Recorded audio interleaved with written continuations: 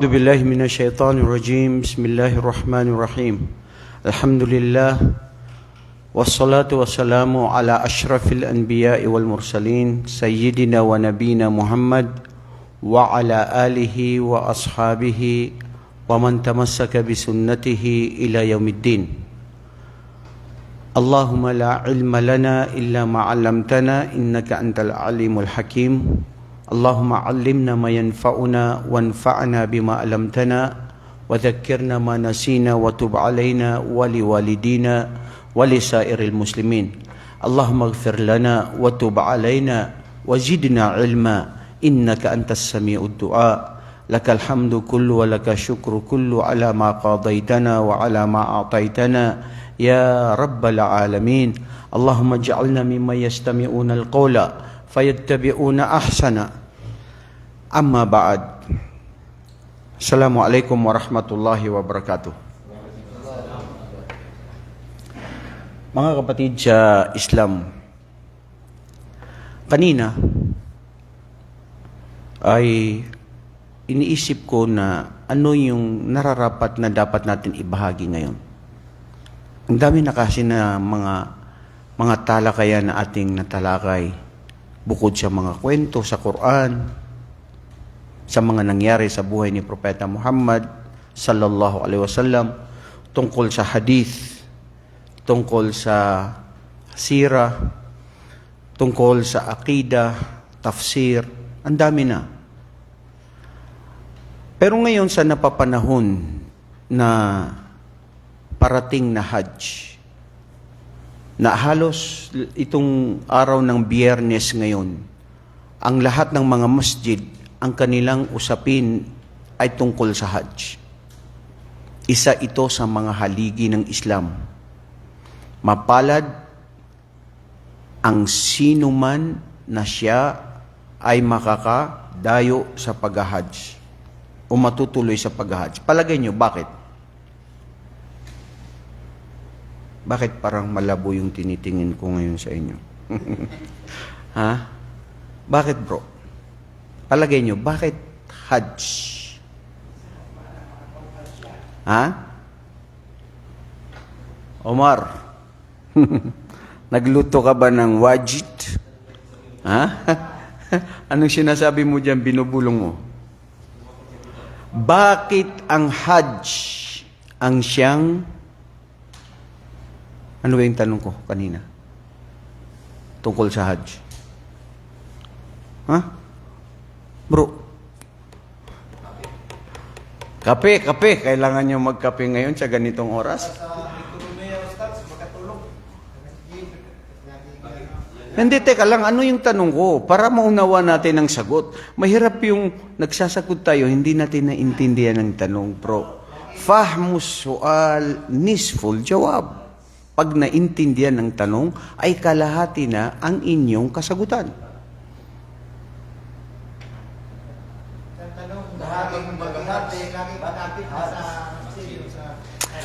Bakit ang Hajj ang siyang pinakamarangal, pinakamabuti at pinag-uuna-unahan na gusto ng Muslim na maisaganap sa kanyang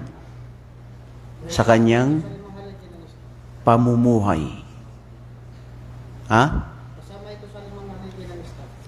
Alam niyo mga kapatid, ganito yan. Ang 5 haligi ng Islam, Shahada, As-Salah, Zakah, Hajj, Sawm Ramadan. Okay? Sa riwaya ng isang hadith, nabanggit na ganyan ang pagkakasunod-sunod. Yung ibang riwaya na hadith, na una ang Sawm, pinakalast ang Hajj. Anyway, itong 4, ang Salah, ang Shahada, at ang Sawm, pag-aayuno, at ang Zakah. Lahat ng 5 ito, obligado.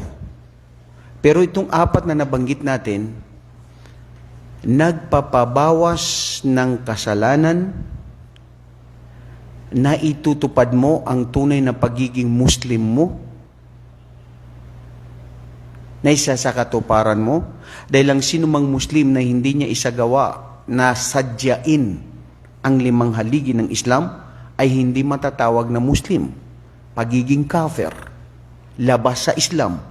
Ang sino man sa atin na maniwala na ang isa sa mga limang haligi na ito ay hindi makatotohanan, hindi totoo, at hindi niya isagawa na sinasabi niya sa sarili niya na hindi obligado. Kung bakit naiiba ang Hajj at namumukod tangi sa lahat na kung bakit siya pinakasagrado, pinaguna-unahan ng bawat isa ng mga kamusliman, dahil pag nagsagawa ka ng Hajj ay ang katumbas ng kanyang biyaya ay para kang ipinanganak na walang kasalanan. para kang ipinanganak ng ano? Ha? Bagong silang. Ibig sabihin, Omar, maski hindi ka nagluto ng wajid, pakinggan mo ito. Ibig sabihin nito, bro, ito lang sa isa sa mga haligi ng Islam na pag isinagawa, na tinutuhanan, na ginawa ang lahat ng mga alituntunin sa pag-hajj na makatotoo galing sa puso't isipan, ito lang ang isa sa mga limang haligi ng Islam na pag ginawa mo, lahat ng kasalanan mo, lahat ng kasalanan mo, ang sagair wal kabair, yaghfirullahu laka. Ipapatawad sa iyo ng Allah. Allahu Akbar. Alin? Sa Hajj. Man hajja, walam yarfut, walam yafsuk, raja'a ka yawma waladathu ummu. Ang sino mang magsagawa ng Hajj, na siya ay hindi nakipagtalik sa kanyang asawa sa oras na siya ay nasa estado ng Hajj, at hindi niya sinira sa pamamagitan ng kanyang mga salita na masama, panlilibak, paninirampuri, pagmumura, o mga salita na makakapinsala, masasaktan ng tao, mga gawain na ipinagbabawal ng Islam na masama, o ang pakikipagdebate, jidal, yung pakikipagtalunan sa oras ng estado ng Hajj, lahat isinagawa mo, siya ay para alalaong baga ipinanganak ng kanyang ina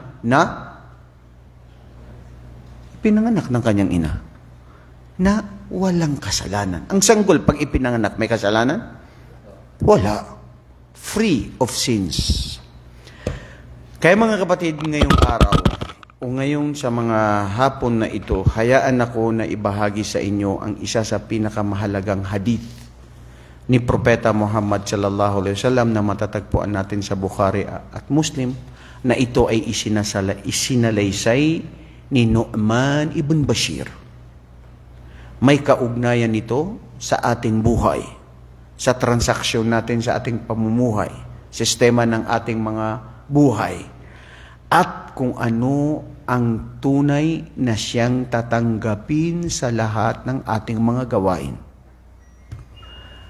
Kanina, nasabi kanina ng kapatid natin na si Ismail na ang pagbabasihan ng ating mga gawain ay intensyon, puso, di ba? Kahit anong gawin mo, kung wala sa intensyon na tama, tatanggapin ba o hindi? Hindi. So anong kawawa naman yung tao? Napagod ka lang, bro. Di ba? Napagod ka lang, nasayang yung oras, pera na ginastos mo. Bakit? Dahil ganyan kahalaga ang puso, bro. Ang puso, pag natanggal sa tao, ano siya? Patay. Okay, physically patay siya, di ba? Yan ang makina ng ano natin buhay natin.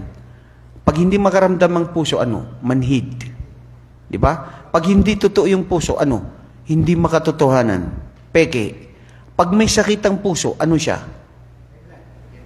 Anong high blood? High blood agad-agad? Ganun ba yun? Pag may sakit ang puso, ay may kakulangan sa sarili. Anong kakulangan sa sarili? Hindi ka na normal, bro.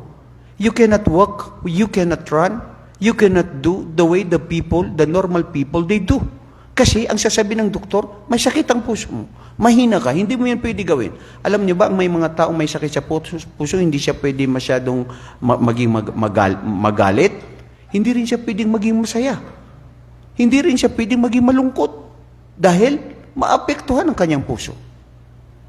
So ang puso, dito nakasalalay ang lahat ng pati ang pangangatawan natin, pati ang gawain natin, pati ang ating pagiging success. Lahat ng larangan. Kaya bagat naman, sa hadith na ito na sinabi ni Propeta sallallahu alaihi wasallam, haythu annahu qal, An-Nu'man ibn Bashir, radhiyallahu anhu, qal, sami'tu, aw An-Nu'man ibn Bashir, radhiyallahu anhuma, sila ng kanyang ama, sami'tu Rasulullah sallallahu alaihi wasallam qal, innal halala bayyin wa innal harama bayyin wa bainahuma umurun mushtabihat la ya'lamuhunna kathirun minan nas faman ittaqa ash-shubuhat faqad istabra'a li dini wa irdihi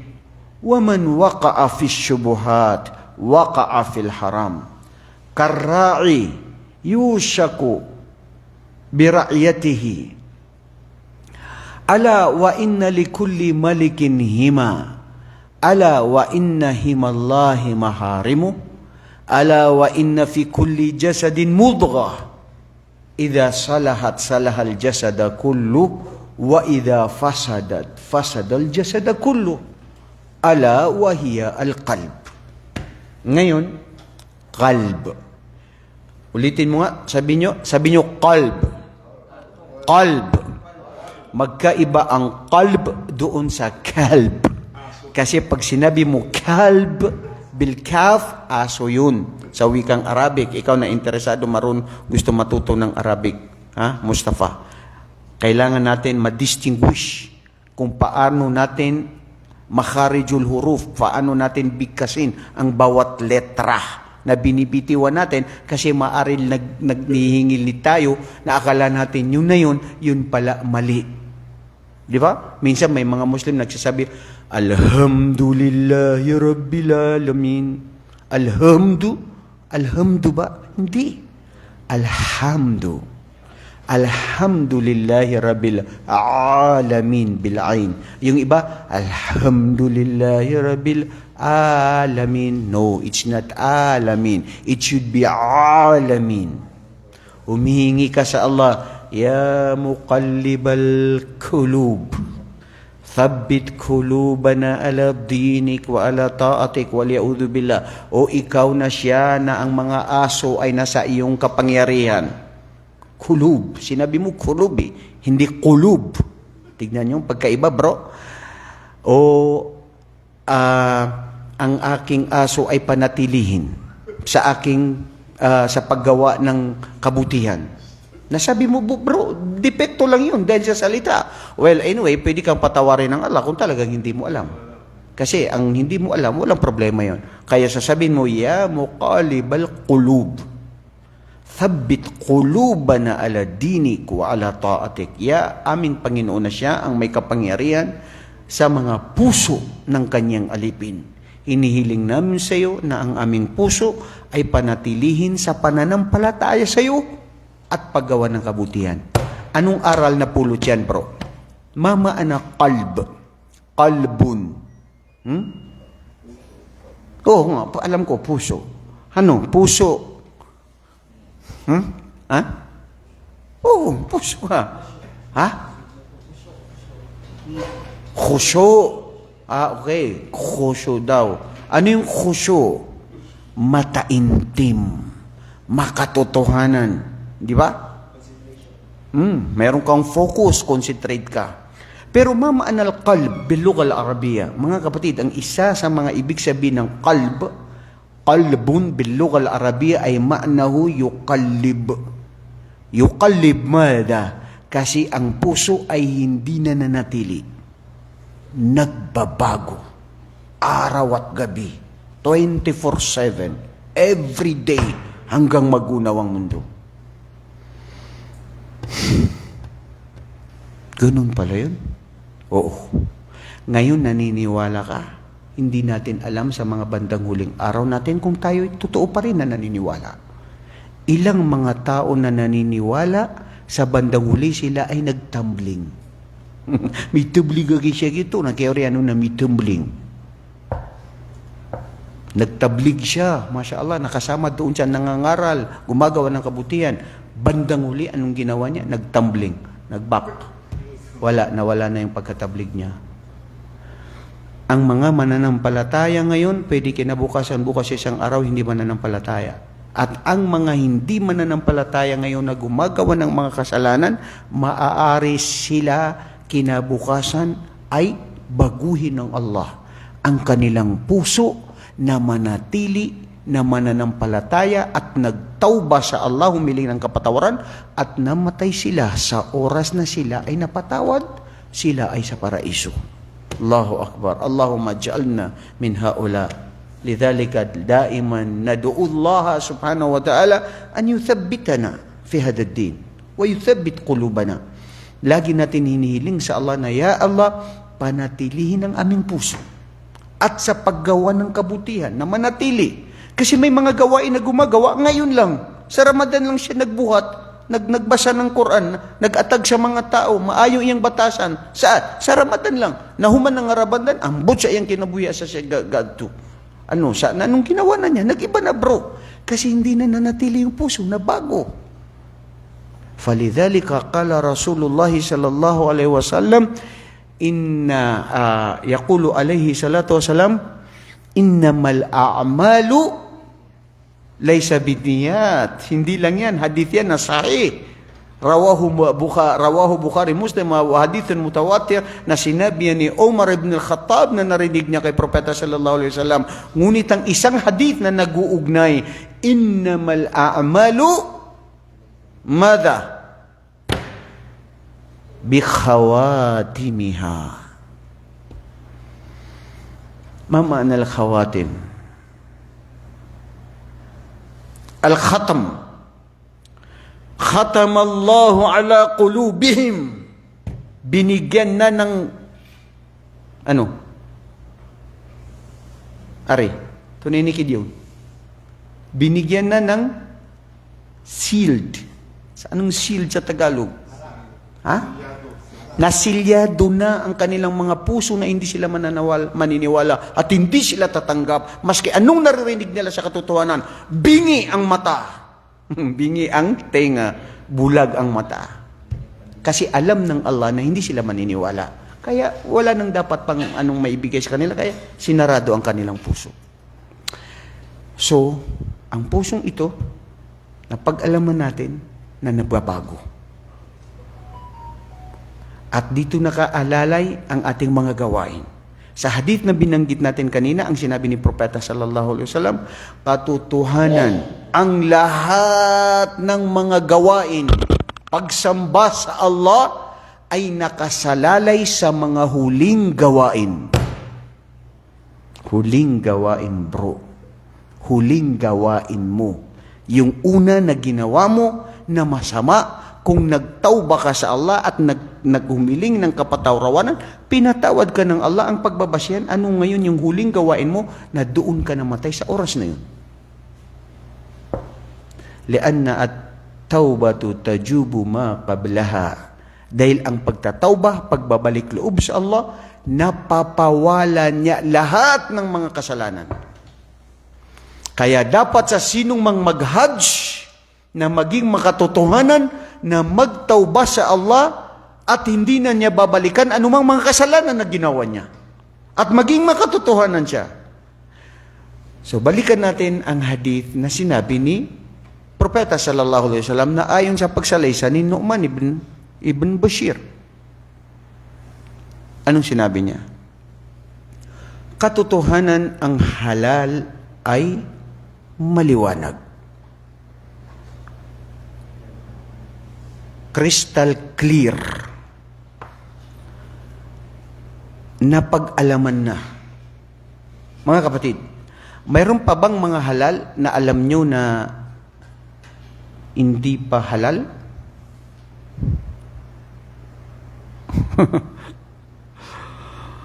Ustad, nagkape ka na ba? Paano ba yung tanong mo? Para hindi namin naintindihan. Mayroon bang halal? Abdullah ka ba, Muhammad? Ikaw bro. Oh. Fahad, Masya Allah, Fahad. Ikaw, Fahad. Mayroon bagang halal na hindi mo pa natuklasan? Ayun, magandang tanong yun ha. Mayroon bang pabang halal na hindi mo natuklasan? Mayroon. Si Mustafa. Ya Mustafa. Mayroon ba? Ha? Sabi sa Facebook. Yung divorce. Sabi sa Facebook. Divorce na Facebook lang inano mo ha? harap daw na asawa tapos diba na mayroon na yung Waalaikumsalam warahmatullahi wabarakatuh. Masya Allah. Hindi pa naluluto na amoy ko na. Masya Allah. Jazakallah khairan. Barakallahu fik. Amir. Syukran bro. Jazakallah khairan. Kahabagan kayo ng Allah. Masya Allah. Barakallahu fikum. Masarap ang pagkain natin ngayon. Masya Allah. Anong sinabi mo sa Facebook? yung ano daw Ustad, mag-asawa tapos mag-file ng annulment. Halal yun na mag-file na maghiwalay, pero yan daw yung kinabuutan ng anak. Totoo ba yun? Halal na pag Masya Allah, Masya Allah, Masya Allah. ano daw? Ikapinubuutan daw ng anak. Masya Allah, maganda. Halal na nag-process. Okay. Pero yung resulta, labag sa batas ng anak. Masya Allah. Anong masasabi nyo dyan mga Muslim? Anong masasabi nyo? Sa sinasabi ni kapatid na Mustafa. Halal sa batas ng tao. Halal sa batas ng tao?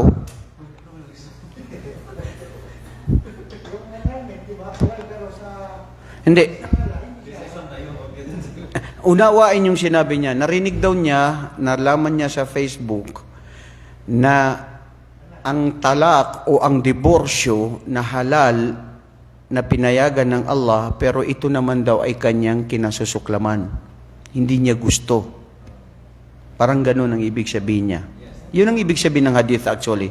Hadith na kung saan sinabi ni Propeta daw, sallallahu alaihi wasallam, na abghadul halal indallah at-talaq.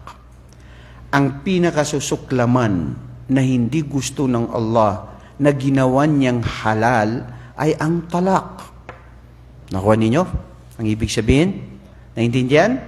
Ngayon, ang tanong ko sa iyo bilang isang Muslim na binigyan ng Allah ng tamang pag-iisip, unawain mo mabuti yung hadith na yan. Ito ba ay makatarungan, makatotohanan na mayroon palang halal na pwede at ito rin naman pala ay kasusuklaman ng Allah? Diba?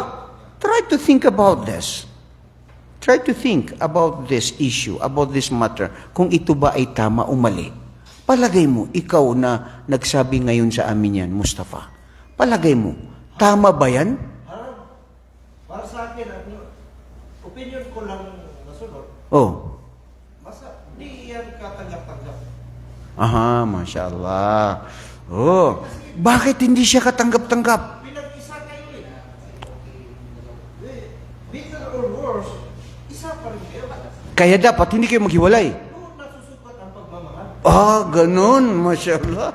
Akala ko ba naman ang sasabihin mo, yung pag-unawa mo na hindi talaga pwede yan. Kasi yung ibig sabihin ng hadith na yan, bakit ganun na halal, tapos ginawa rin pala ng Allah na hindi niya gusto. Akala ko yun ang sasabihin mo, pero ang sinabi mo, hugot sa sarili mo. Na sinabi mo sa sarili mo, na dapat mag-asawa kayo, na kayo nagsama, walang hiwalayan. Yun daw ang gusto niya, walang hiwalayan. Ang tanong ko, bakit ikaw Muhammad, biktima ng mga mag-asawa na nahiwalay sa asawa? Personal na yan, Ustad. Bakit mo yan itinanong sa akin? Okay lang yan, bro. Aral yan sa lahat. Bro, alam mo ba na ang ating relihiyong Islam, magpasalamat tayo sa Allah dahil ito ang relihiyon na pinagkalooban tayo ng lahat ng mga batas na makakabuti sa atin. Isipin mo kung walang talak na walang diborsyo. Kaya mo bang makisama sa isang babae na masama ang ugali? Kaya mo bang makisama sa isang babae na hindi nagdarasal? Na Muslim na pinagsasabihan mo? Kaya mo ba rin patuloy na makisama sa babae na salbahe at hindi mabuti ang ugali niya sa'yo, sa mga magulang mo at mga kapatid mo? Kaya mo bang patuloy na makisama sa babae dahil mahal mo na kayo ay ikinasal? Na kayo ay nagsasama pa rin na hindi kanya inalagaan ang mga anak mo, pabaya siya, burara siya, nakikipag-usap sa mga ibang mga lalaki, nakikipapunta sa wala siyang pakialam sa'yo? Kaya mo pa rin bang bahalin ng isang babae na tinatraidor ka, na nakikipagsiping sa iba o anuman ang mga ginagawa? Kaya mo pa rin ba dahil kayo ay ikinasal na makipagsama sa babae na pinagsasabihan mo, nakatakutan ng Allah, gumawa ng mabuti, nilalabanan ka niya, walang pakialam sa'yo, lahat ginagawa niya, lahat labag sa Islam? Ano, ikaw bro, kung mahal mong babae na yan, na nakikipagsama, ano, masyaallah, gandang action ni Adam. Psh, ganun na lang yun. Yalla ro. Ganun? Bro, unawain mabuti. Ano ba ang sinabi ng Allah sa Quran? Anong sasabihin mo? Hindi tayo tao, ang Allah magpagpatawad. Pero tao pa kaya. Tayo, siyempre, magpapatawad tayo. Diba? Mashallah. Sana all. Ilikhanan tayo kung ang Allah nga nagpapatawad, bakit tayo hindi tayo pwede magpatawad? So ano ngayon ang gusto mong ipalabas sa sinasabi mo, bro? Diretsuhin mo ako. Anong gusto mong sabihin dyan? Tiisin mo na lang yun yung mga sinabi, Ustad, kasi mahal ko siya. Ganon? Ha? Mashallah, oh, magkaiba. Mayroon din pala ngayong mga taong mga kalalakihan na martir. Sana all. Mahaba ang pasensya. Omar, kumusta ka dyan, Omar? Bro, talaga totoo ka? Ganun ka? Masya Allah. Masya Allah. Okay, ito yung mga kalalakihan na ganun. Ikaw din kasama niya? Parehas kayo? Ayaw ko na sa'yo. Oy. Ano? Nakikita ko na tulad ng trending ngayon na nagkakapato na hindi na maikot. Automatic na yun na kaliwali na. Pero accordingly lang na mga usap-usapan na mga ganito, mga hearsay, wala. Masya Allah, Masya Allah. Kung she is to believe, bago ka maniwala, nakikita sa dalawang mata mo, naririnig mo. Ya Allah, Masya Allah. So, Anyway. kailangan natin imbestigahan base sa anong sitwasyon na Bilang mag-asawa, kailangan maximum tolerance din sa... Oo. Paano pag napuno na ang salog? Ayaw pa rin. Hindi ka pa rin bibidyo. Hindi ka pa rin bibigay. Ikinasal kami. For better or worse. Ano pa tayo sa harap ng lalay? Doon natin patunayan kung hanggang saan yung pananampalataya mo. Masya Allah. Alhamdulillah. Masya Allah. Nagpapatawad, ikaw pa tao na... Omar, kumusta ka? Ano, pahingi nga ng tubig at naiinitan ako ngayon dito. Iba-iba yung mga pinag-ano nitong mga estudyante dito sa Second Industrial. History ni Isa alayhi wasallam. Bismillah. Namatay siya sa bugbog at saka sa pahirap. O di, nagpahirap din tayo. Oy, sandali. Anong namatay si Isa na bugbog? Sinong bubugbog?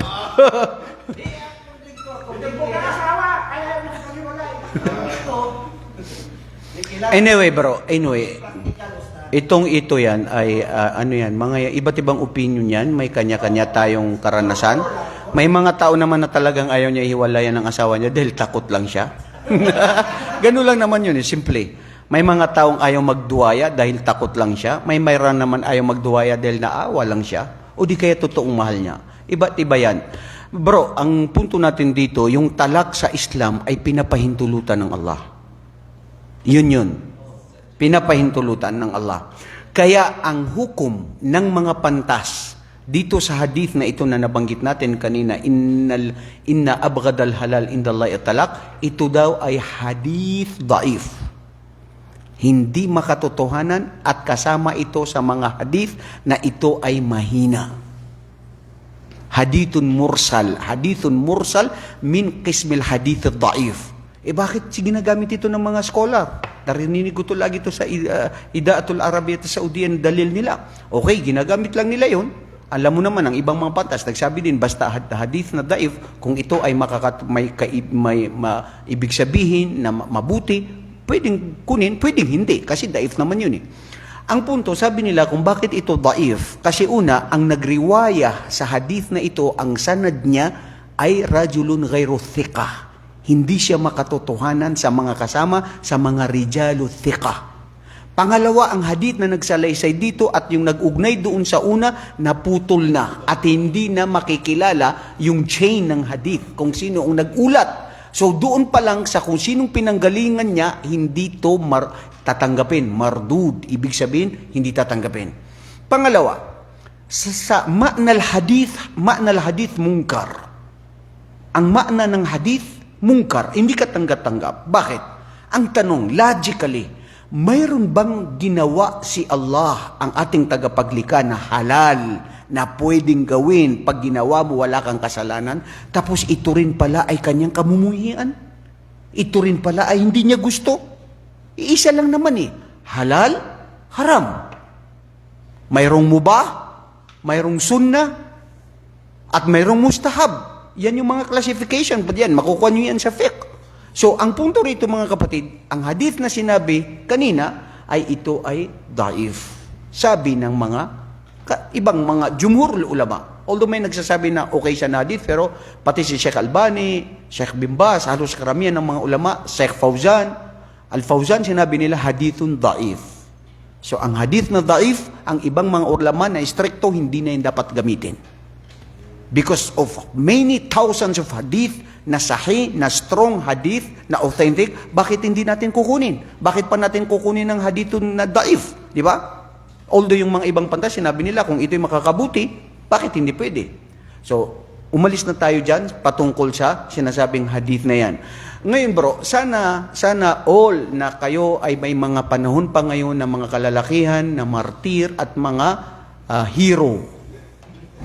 Ano ba tayo? Bayani. Na mananatili sila pa rin. Na maski anong ginawa ng asawa nila, masama ang ugali sa asawa, anak, sa magulang ng lalaki, at walang pakialam sa sarili, pinapakita ang aura niya sa kahit sino, nakikipag-usap sa kahit sinong lalaki. Pagsabihan mo, payuhan mo, ito ang mabuti sa'yo, walang makinig, hindi sumusunod sa'yo, Masya Allah, nananatili ka pa rin na mahal mo siya dahil ito ay naawa ko sa kanya. Sana all, lahat ng kalalakihan ay ganyan. Pero hindi magiging lahat ganyan. Hindi lahat magiging ganyan dahil hindi pare-parehas ang tao. Kaya iba-iba ang mga mukha, dahil iba-iba ang itsura, dahil iba-ibang ugali at mga pag-uugali. Ano sinasabi mo dyan?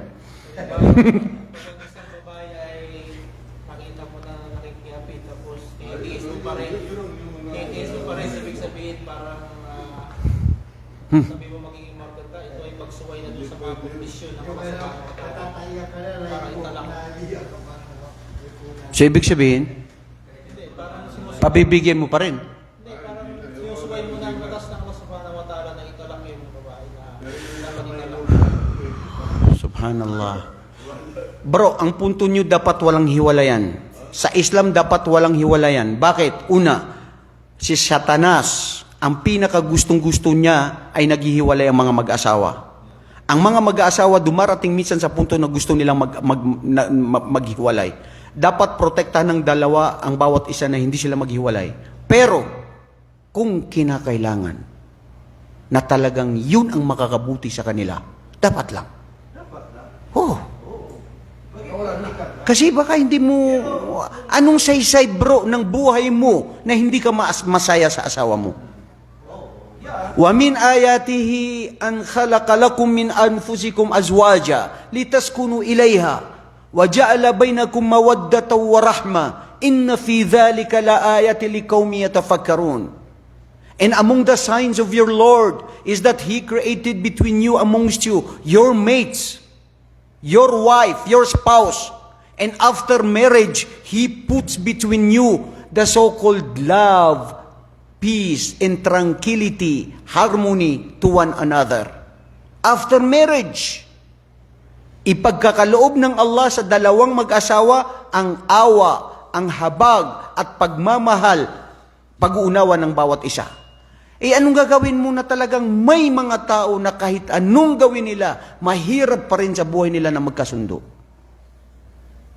Na ayaw pa rin makinig ang babae sa lalaki, ayaw makinig ng lalaki sa babae, laging nag-aaway. Ang kulang na lang ay magpatayan sila. Pero kung nananatili sila na nagtsatsaga sa ganun, alhamdulillah, good, very good, ideal. Kung natitiis ninyo ang anumang mga hinagpis, away at hindi nyo pinagkaunawan, huwag kayong maghiwalay for the sake of Allah. Pero hindi naman siguro makatarungan na dahil sasabihin ng Islam na walang paghiwalay sa Islam, maraming bro, dapat may mga rason na pwede kayong humiwalay sa asawa mo. Di ba?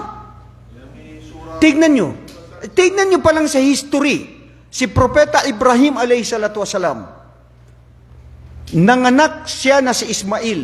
Iniwan niya sa Magka. Nakapangasawa si Propeta Ismail sa mga kabila ng mga Jurhum doon sa Magka. Nagaling sila sa Yaman. Pagdating doon, nakapangasawa doon si Ismail. Dumating ang isang matanda na ito si Ibrahim. Bumisita sa kanya. Kinukumusta niya. Hindi niya kilala kung yun ba si Ibrahim o ama ng kanyang asawa. Kumusta ang buhay niyo, ining? Kumusta pamumuhay ninyo? Mahirap ang buhay namin. Walang pagkain, walang tubig. Asawa ko, hindi ko alam saan pumupunta. Reklamo sa buhay. Babaeng mareklamador sa buhay, hindi makatanggap ng katotohanan at magtimpi. Anong sinabi diretso ng asawa ni Ibrahim, na ama ni Ismail? Pakisabi sa asawa mo, ining, palitan niya itong bakuran niya dito. Oo. Kinaya yun, kinaya. Pagdating ni Propeta Ismail, sinabihan niya ang kanyang asawa, may dumating ba sa'yo dito? May dumating dito na matanda. Anong tinanong niya? Sinabi ko yung totoo, buhay natin. Hirap-hirap ng buhay natin. Walang magkain, walang tubig, walang ganito, ganito. Daming reklamo, sat-sat. Sabi niya, anong sinabi ng tatay ko? Anong sinabi ng matanda? Sabi niya, sa palitan mo daw yung bakuran mo dyan. Sabi niya, alhamdulillah, sinabihan ako ng aking ama na ikaw ay itatalak ko. Hihiwalayan kita dahil hindi ka mabuting babae sa buhay ko. Hindi tayo bagay. Bro, ang isang mananampalatayang Muslim, maski sa Quran, hindi pwede ang mananampalatayang Muslim ay pakasalan niya ang babaeng mushrik. Babaeng madumi. Babaeng hindi naniniwala sa Allah at tumatambal sa Allah at suwail. Mismo ang Allah ang nagsabi, la yanki al-mu'min lil-mushrika. Hindi pwedeng pakasalan ng isang mananampalatayang lalaki ang isang babae na suwail, na nagtatambal sa Allah at hindi naniniwala sa Allah at hindi naniniwala sa turo ng asawa niya. Maliban, don't get me wrong, maliban sa halimbawa mga ahlul kitab. Kristiyano o Hudyo, na isang Muslim ka, pwede ka mag-asawa sa Kristiyano o Hudyo na hindi naniniwala sa Allah, pero importante, kasama siya sa ahlul kitab. Dahil nanggagaling sa Allah subhanahu wa ta'ala ang gabay. Okay? So, ang punto dun, bro, sa hadith na yon, sana naintindihan natin ang paliwanag dito ng mga pantas. Karagdagang kaalaman ito sa atin. Ang sinong ayaw niya hiwalayan ng asawa niya, alhamdulillah, very good. Magtiis kayo sa asawa niyo hanggang sa matiis ninyo. Number 1 ka, bro. Pero kung hindi ka makapagtiis, nasa sayo yan. Kasi bro, ano ba ang aya na binanggit natin kanina na sinabi ng Allah? Pagkatapos ng mag-asawa, nilagay ng Allah sa inyo ang habag at awa at pagmamahal at pag-uunawaan. Kung ang asawa mo hindi may matagpuan, bro, ikaw ba buhay mo? Hindi ko sinasabi ikayo o sino yung mga nanonood dito. Kung ikaw nakakatira sa asawa mo na gano'n na hindi mo matiis ang ugali niya, matutulog ka, magpapahinga ka, hindi ka makatulog hanggang umaga, sat-sat ng satat, daldal ng daldal. Wallahi, kung hindi ka magkasakit, ma-high blood ka, hindi ko alam kung totoo ka. Ha? Bro, hindi ka makatulog. Dal buong. Tapos ang istorya niya tanan ng mga kapitbahay ninyo. Tapos minamaliit niya ang nanay mo. Anong papayag ka doon? Huh? Ano pa bro? Ano ang saysay ng kasiyahan ng mag-asawa kung hindi mo matagpuan ang awa at habag at pag-uunawaan at ang saya ng pag-aasawa at pagmamahalan? Puros kayo away, puros mali. At in fairness, sinasabi ko rin to sa mga kababaihan na ang lalaki na asawa nila ay hindi mabuti. Huwag lang natin tignan ang aspeto ng mga kababaihan. Meron ding lalaki na satsat ng satsat. Sobra pa sa babae. Maraming mga babae na nagreklamo niyan patungkol sa akin. Ustad, paano si asawa ko pag nagsalita ang sama-sama ng boses niya? Mas ganito, reklamo.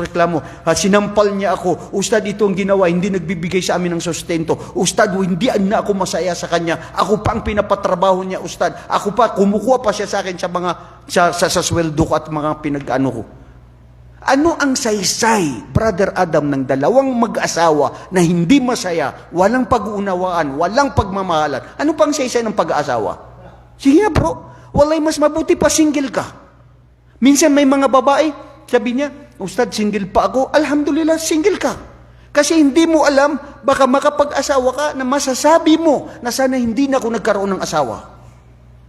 Ilang mga kababaihan, ilang mga kalalakihan na hanggang ngayon, na kung hindi lang masama ang magsisi, sasabihin lang na minsan hindi na ako nagkaroon ng asawa, na ganito rin pala ang magiging asawa ko, ganito rin pala ang magiging mga anak ko.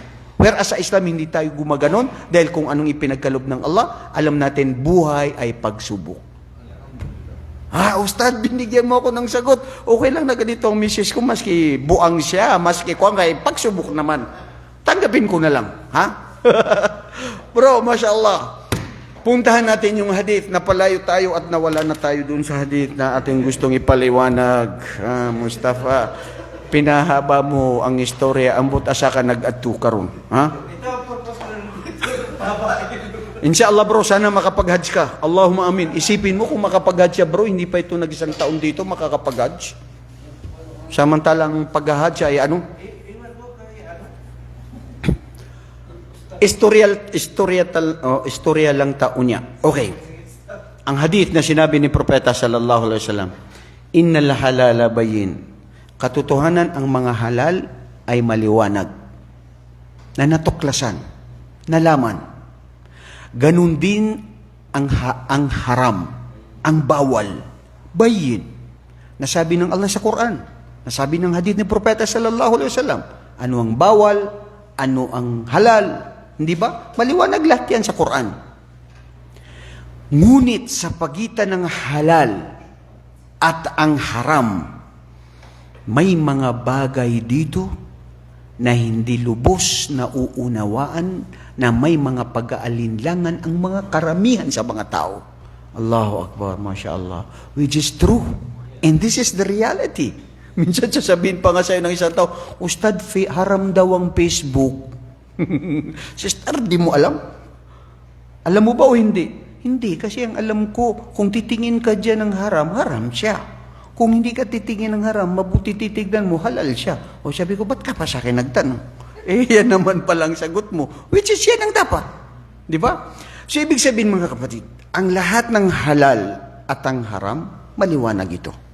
Na ipaliwanag ni Propeta Muhammad, nandito sa hadith ni Propeta Muhammad, na ipaliwanag ng mga pantas. Pero sa pagitan nito, may mga bagay na syubhat. Yung si Samrano na pagkaparampangang gaon. Di rin tumatak na apamikiran ka. Maduduan-duan gaon. Di nga sasabutan. Sa Tagalog na, sa Bisaya na ambut di ay. Ambut ra ba na? Halal ba yan o haram? Sige, kaon na lang ta. Importante, kaon. Kay ko ang tagaroon, gutom. Gutom tayo ngayon, kainin natin yan. Maski haram. A'udhu billah.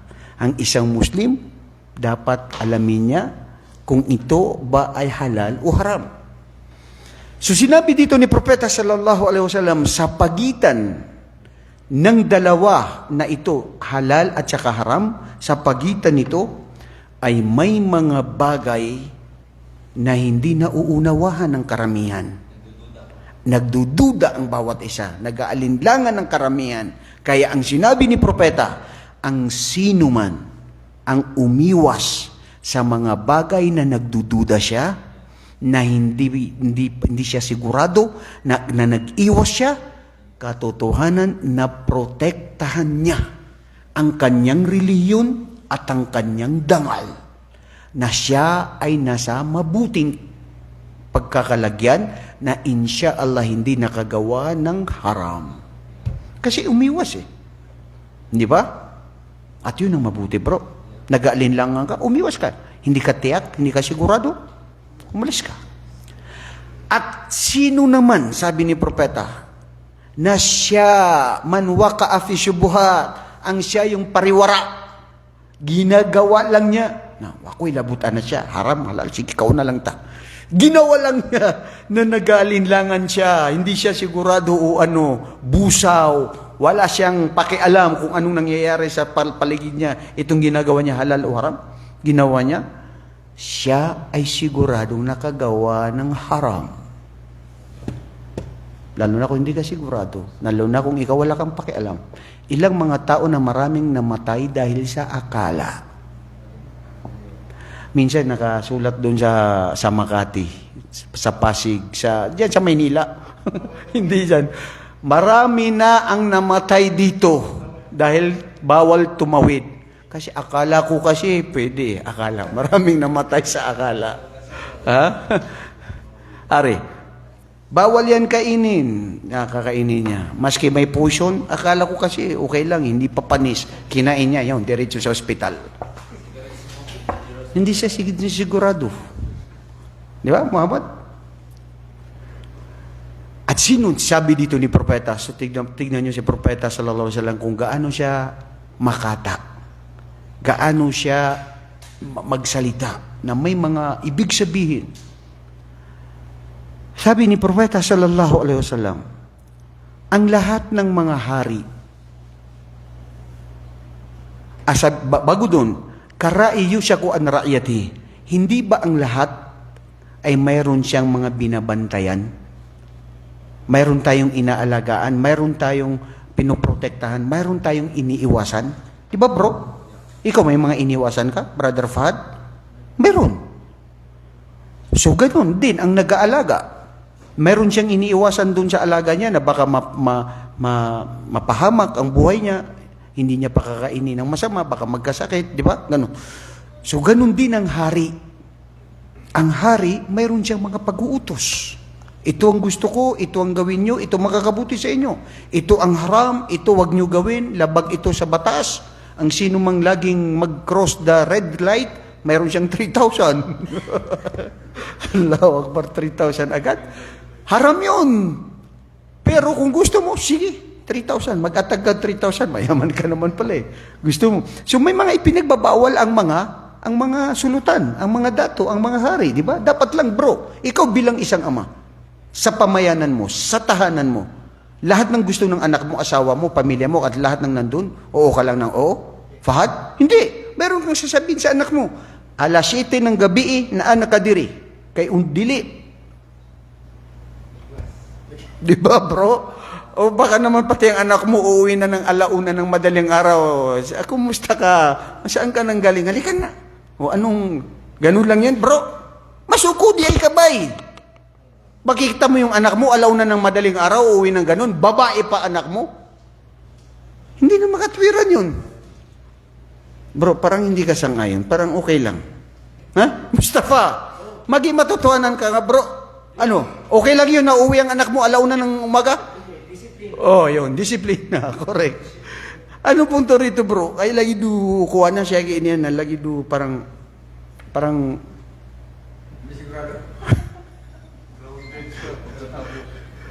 so, bro, ang punto rito, ang ama, ang kahit sino sa atin, mayroon tayong gusto na gawin ng pamilya natin. Na ito ay halal, okay lang yan, gawin nyo yan, ito ay haram. Di ba? Meron tayong mga ganun. Ganun din ang Allah, sabi ni Propeta Muhammad, mayroon siyang mga ipinag-uutos at mayroon siyang mga ipinagbabawal. Bro, matanong kita, Muhammad, Bakit may bawal? Sana wala. Halimbawa, walang bawal. Anong mangyayari? Muhammad, practical question na yan. Halimbawa, walang bawal. Lahat gusto. Oy, ang sarap yan. Maraming gusto yan na gusto niyang gawin. Ha? Ano, papayag ka, Brother Muhammad? Lahat-lahat na lang ay halal? Wala na akong excitement. Walang thrill. Mashallah. Walang excitement, walang thrill. Kasi Ha? meron mga bawal na gusto mong subukan eh. Kahit na alam mong bawal, pero gusto mong subukan. Mhm. Curious ka, kumbaga, dali kang mamatay. Ano sa'yo? Walang direction. Walang direction buhay mo, Ustad.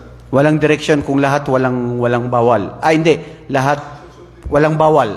In short, wala sa ating straight lahat na yun. Basta. Ha? Wala nang moral system. Oral system. Ano oral system? Moral system yung ano sa sarili mo, disiplina. Walang direction ng buhay mo kasi Lahat na mabait. Walang bawal, magkaroon ng naguluhan at saka kapinsalaan sa ating mga sarili. Magkakaroon ng chaos. Di ba? Bro, kasi pag ang tao walang bawal sa sarili niya, wala siyang ipinagbabawal, hindi lang yung disiplina, mapapahamak ang buhay mo. Mapapahamak tayo lahat. Ang isang komunidad, ang isang bansa, kung lahat wala silang ipagbabawal, anong mangyayari? Gulo. Hindi mabuti, malabo, wala. Isipin nyo, ang Allah subhanahu wa ta'ala, ang Allah subhanahu wa ta'ala, kung hindi siya nagbawal ng mga bagay, anong mangyayari? Hindi, walang saysay ang buhay natin. Lahat magkakagulo, hindi na mabuti. So, ang mga halal ay mabuti sa atin. Ang mga bawal, pag iniwasan natin ito, makakabuti sa atin. Magbigay ka nga ng mga bagay na ipinagbawal na Islam na ito ay mabuti sa atin. Sa pagkain, Ustad, pasintabi, may mga sitwasyon, halimbawa, nandun tayo sa karagatan. May narinig din ako dati sa nandun ako. Ito, maganda ito. Marami siyang naririnig eh. Ano, sa Vietnam? Sa Vietnam. Opo. Mm. Tapos, Napunta niyan kasi sa Korea eh. Oh. kami sa lakot, barko yung ano namin. Di wala mo ibang makain, kundi yun lang na bagay. Oh. So, narinig ko sa nagsasalita siya, ito'y ipinahintulot dahil para hindi tayo mamatay. At pagkatapos nito tayo alam ng alam ang lahat. Mga Muslim mo yun. Ang sabi niya, narinig din niya, Muslim daw yun. Mm. Narinig ko na ikinuwento sa akin. So ano yung kinain nila? Yun nga, harap, baboy. Kinain nila. Kasi nga, sa sobrang gutom na. Nasiraan ng ano sa, ano ba, bisil na doon sa dagat. Wala may choice. Okay. So, yun yung punto doon na haram na kumbaga reconsider o consider na. Very good. Yan, mayroong batas sa Islam sa usulul fiqh. Meron tayong tinatawag na maqasidul sharia, hindi yung ad-daruratu tubihul mahdurat. Yung mga bagay na bawal ay pwedeng pansamantalang gawin kung yun lang ang paraan para hindi ka mamatay. Hindi ka mapapaslang o makakasurvive ka. So mali ang iba din, Ustad, na i-share ko lang ito na di ba rin mamatay basta hindi ako kakain. So alin ba ang dapat nating i-consider? Tama yung una, mali yung pangalawa. Idibaling mamatay kung makakakain ako ng haram. Hindi, nagpakamatay ka na. Mali itong pangalawa. Ang maganda bro ay ang buhay natin, iwasan natin ang mga bagay na makakapinsala. Pero kung sakali sa oras na yun lang ang pwedeng mabuhay ka, dahil pansamantala na walang pagkain, walang pwedeng mangyari, pinapahintulutan yun. Importante ang kondisyon doon. Sabi ng mga pantas, anta mukrihun fi kalbik. Fi qalbik. Kailangan ang puso mo ay hindi sang-ayon. Ayan ang isang dalil sa Quran. Famanidtura bi ghairi famanidtura. Kung ito ay kinakailangan, yun lang ang solusyon. Di ba?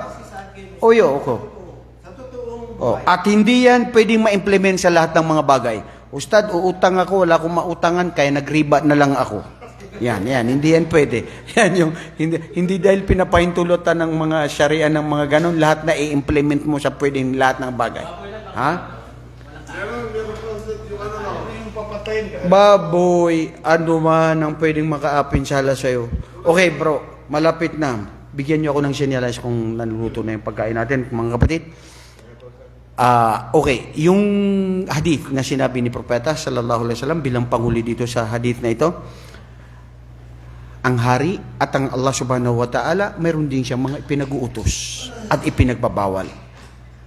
Ngayon, ala wa inna fi kulli jasadin mudghah. Hindi ba, sabi ni Propeta, na ang pusong ito ay mayroon itong mudghah, mayroon itong dugo na namumuo, na ito yung mudghah. Sabi nila, ito yung puso. Ida salahat, salahal jasada kullu. Wa ida fasadat, fasadal jasada kullu. Ala wahi al-qalb, sabi ni Propeta. At ang pusong ito, sabi ni Propeta, na napapaloob sa bawat katawan ng tao, pag ito ay salim, pag ito ay mabuti, pag ito ay walang bahid, walang sakit, totoo na ito, na puso nangangahulugan, lahat ng may nagmamay-ari sa pusong ito na nasa katawan ng tao, lahat ng kanyang mga gawain o mga pagsamba sa Allah ay katanggap-tanggap sa Allah. Subhanallah. Baliktarin mo. Pag ang pusong ito, sabi ni Propeta, ay sakit na mayroon siyang bahid, mayroong mahina, may mga pag-aalinlangan, may pangangamba, mayroon siyang pag-aalinlangan sa Allah, o mayroon siyang pagtatambal sa Allah, o mga pakitang tao, parinig tao ang kanyang mga gawain, o nagtatambal sa Allah, dahil ang sabi ng mga ulama dito sa tafsir, doon sa sinabi ng Allah, yawma la yanfa'u malun wala banun illa man atallaha biqalbin salim. Sa araw ng paghukom na hindi makakapagbigay sa kanilaan ng binipisyo ang kanilang mga pera, ang kanilang pamilya at mga anak, maliban kung sinong darating na ang kanyang puso ay salim. Ang salim na puso ay ang puso na hindi nagtatambal sa Allah. Ilang mga kamusliman nagsasabi ng La ilaha illallah, Muhammad Rasulullah, nagpapatira pa ng 5 beses, nag-aayuno sa buwan ng Ramadan at siya pa ay nagbibigay ng zakat, nag-hajj. Pero pagkatapos ng mga yan, pagkatapos ng hajj, pupunta doon sa kapitbahay nila o sino yung mga tao na may mga kalamang itim at sila ay naghihingi na kulamin yun. O di kaya ay gusto niyang paslangin ang taong yun sa pamamagitan ng pakukulam. O di kaya nagpapahula siya. O di kaya naniniwala sa ibang mga tao na mga nilalang na makakapinsala sa kanya. Kaya anong sinasabi nila sa kanya, ginagawa niya. Na sumusunod siya sa kanila, na hindi siya natatakot sa Allah at ipinagtambal niya ang Allah sa akala nila totoo yung mga tao na yun at hindi totoo ang Allah. Yun ang mga uri mga pagtatambal. Ibig sabihin mga kapatid, ang pusong salim, walang pagdududa, puso na puro, puso na siya ay walang sakit dahil nandoon yung pagkadalisay, nagmamahal para sa Allah at siya ay totoo na dalisay para sa Allah at hindi nag-isip ng masama sa kapwa at hindi siya nagpapakitang tao at ang puso niya ay tunay na makabuluhan. Masya Allah, tabarakallah. My brother from Brazil, come over here. Bro, mga kapatid, itong kapatid natin, nakita ko ito doon sa Islamic Center, doon sa may kuwan. Yes, how are you bro? Masya Allah. Alhamdulillah, you came. Kumusta sa inyo? Buenos dias, muchacho. Alhamdulillah. You see, these are the brothers from the Philippines. They are from Nice to meet you. Yeah. And they are from different places in our country. Yes. You see, our brother Ancelio from Portugal. No, Brazil. Brazil. I'm sorry, not Portuguese. From Brazil. The only thing why he accept Islam is that because, subhanallah, his wife is working here in Saudi Arabia. And most of the days he walks. And he so many places in Riyadh that there are so many places in Riyadh, and then subhanallah, he so many mosque. Yes. He so many mosque, okay? Marami siyang nakikita ng mga masjid. When he saw many mosque, and then he said to himself, how I wish I could enter inside the mosque. Yeah. So he entered the mosque because he's very curious. The wife telling him, hey, don't go there. You are a Christian. You have many tattoos. Look at this. Many tattoos. Because this, tattoos. many tattoos. Allahu Akbar. This guy before was very bad guy. He belongs to the gangsters before. Subhanallah, alladhi hadahu lil Islam. Allah subhanahu wa ta'ala guide you into Islam, brother. And say, need to cut my mustache. Yeah. He say, do you want to be Islam? You say, yes, I'm one. I say, okay, you need to cut your mustache. I'm do that. I see my tattoo. You need to take Many off tattoo. tattoos. No. I'm to go more Islam. Another guy say, no. Don't worry about tattoo, about the, because it's, how you finish? I'm finished the God inside. It's not outside. Subhanallah. Yes, I'm feeling the God communicate with me inside. He's not want to see the representation. Look at him. He looks like Prophet Musa. Allahu Akbar. No, Anselio. This is what this is they want to know. Yeah. What made you decide to embrace Islam? When you there inside the mosque, what did you feel? Peace. The peace. Look at the peace. The peace. When I go inside the mosque, I feeling the peace. What I never feeling feel. before. Before, subhanallah. Excuse me. This is the meetings for only men's. Yeah, all for men. Yeah. Yes, and then inside the mosque, I see this inside me, my personal peace. I say, oh man, I'm traveling different countries, different ways, but never feeling before like I'm feeling here. I go inside the big churches. I'm walking in the trip de Santiago de Compostela. From Brazil, bro. Brazil. Yeah. This is Sheikh Sudais. Yeah, mashallah. He is the da'i here, alhamdulillah. Bro, nag-accept ng Islam dahil sa pagpasok niya sa masjid, naramdaman niya ang kapayapaan sa masjid. Alhamdulillah, mashallah. And he say, I not feeling before. I feel when I'm myself in some things